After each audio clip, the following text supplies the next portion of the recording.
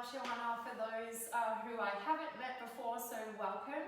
I'm going to be speaking to you about headstands. So I want to give you a few tips and just discuss the progression of coming into a headstand, and then go over some poses that you can be doing or incorporating into your practice a few times a week, just to strengthen those parts of the body that you really need to be using to get into a headstand. So as you probably all know, there are so many different parts of the body that we have to be utilizing just to be able to get up into that headstand. And I'm sure all of you would know that just from practicing or trying to get up or being up already, and like the things that you have to be doing within your body to hold that posture. So we're utilizing our core, we're utilizing our arms, our shoulders, like there is so much going on.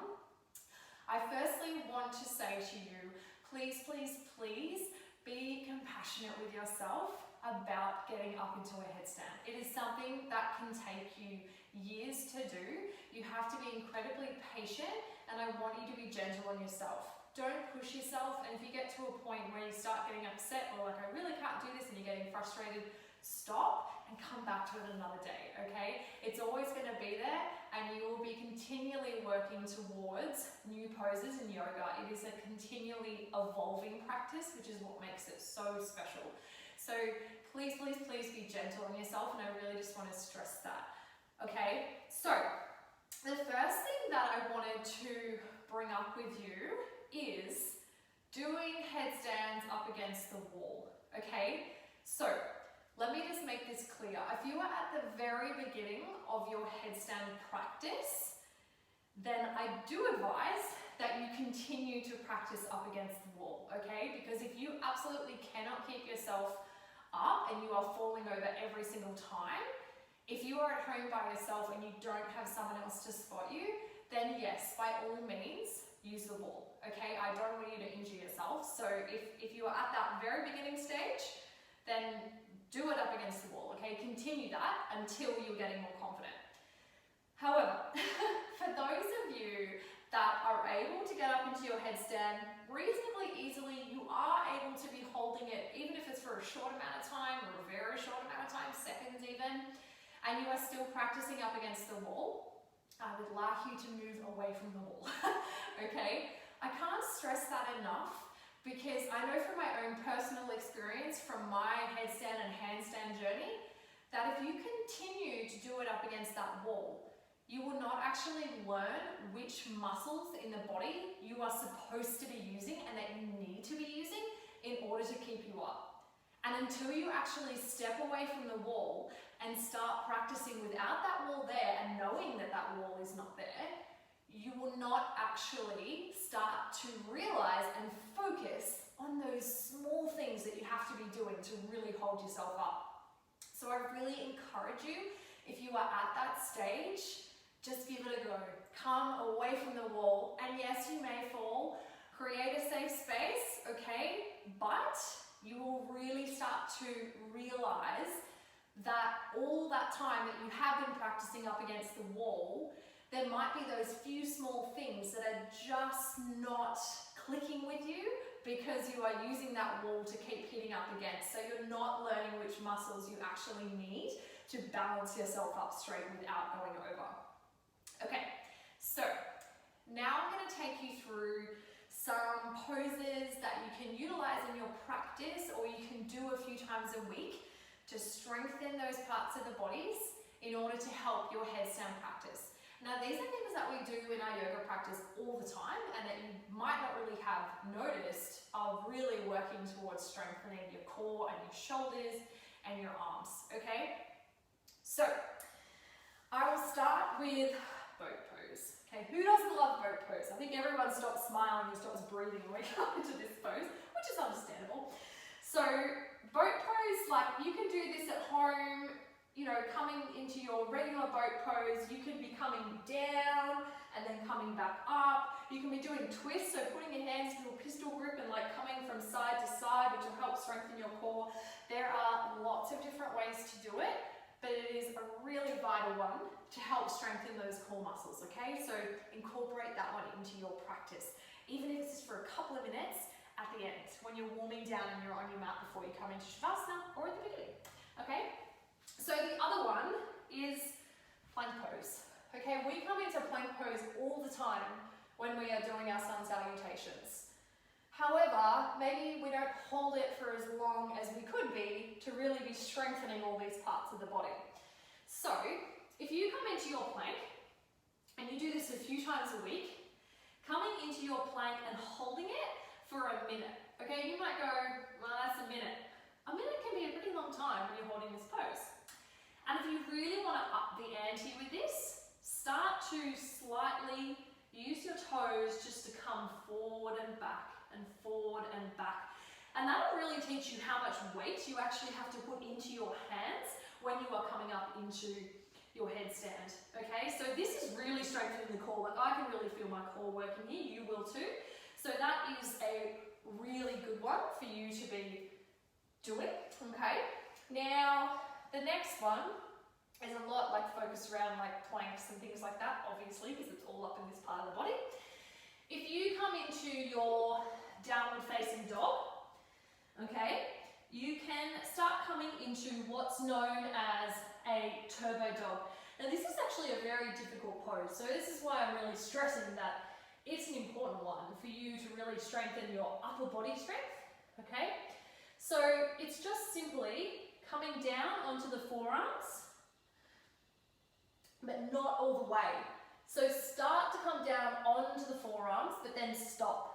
Okay, so it's like a halfway point, all right? So instead of being completely down, like nearly into a dolphin, you're coming just slightly bending those elbows and holding yourself up. You really got to push yourself out through your hands and out through the shoulders there to hold this. Okay, so this is a tough one, turbo dog.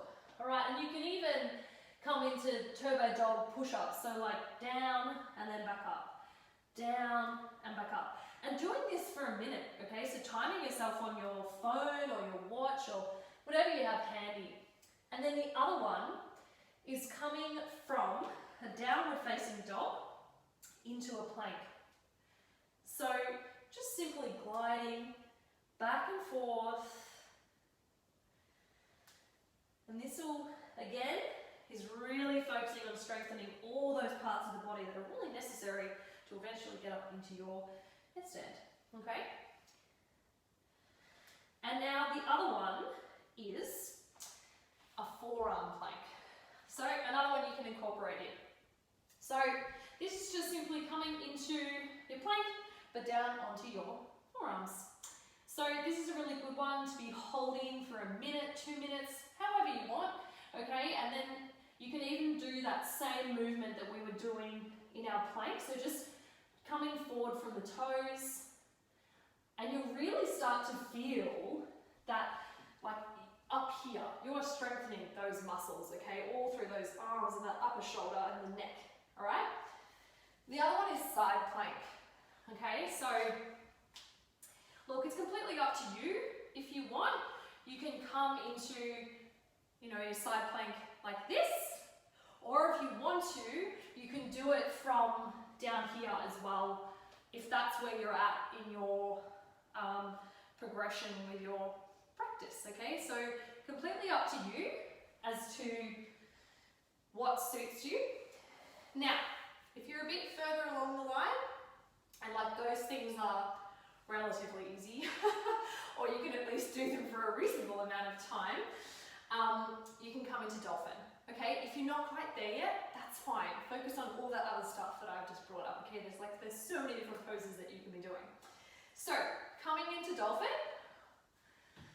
we all do this a lot in our yoga practice, I would think.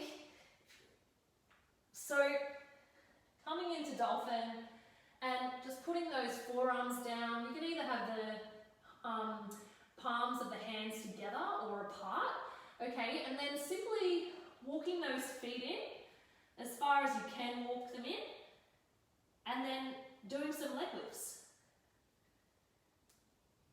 So, you know, doing each leg learn when you're doing this, like how much weight you really have to bring forward into your shoulders and your arms just to be able to get up into that pose, okay? So dolphin is such an important one to really strengthen everything in the body that you need to be switching on, okay? So I highly, highly, highly recommend dolphin. It is one that is like, it can be really uncomfortable, and I know that a lot of people come down into it and, you know, like people tend to stop breathing and, you know, find that they're quite uncomfortable. Keep the breath going, okay? If you need a break, take a break. It's okay. And if coming down like this onto like two forearms there is like impossible for you, like I can't really do that, just take one at a time, okay? It's absolutely fine. Just doing whatever works for you. And I'm sure many people have told you this before, or maybe not. You're best to, if you want to get the right distance between your shoulders, get both your hands, okay, so I'll just face you, and cross your hands over onto the elbows, and then bring your hands forward. And that'll give you a good indication of how wide your shoulders should be. And again, you can either have your hands out or hands, palms together, okay?